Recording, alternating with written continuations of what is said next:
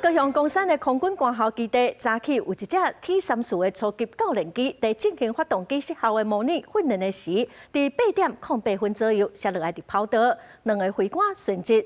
這兩個飛官駛 T-34攏已經超過2000點鐘了。空軍嘛已經成立專案小組來進行調查。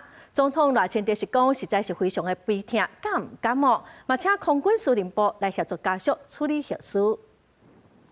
高雄公山空軍官校早起由聖國甲聖路兩位中校駛 T-34初級教練機，要進行發動機失效的模擬訓練。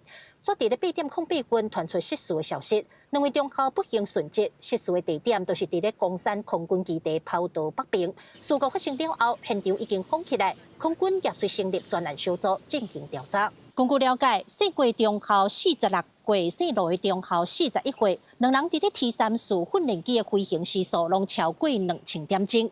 今仔日進行訓練卻不幸失事，因為 T-34教練機攏已經服務超過40天，到底是機械出問題，還是有其他原因？目前相關單位嘛正在調查釐清當中。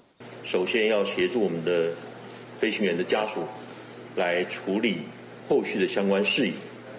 那麼另外，針對整起事件所發生的原因，也要做徹底的調查，了解清楚以後，那麼杜絕類似的事件。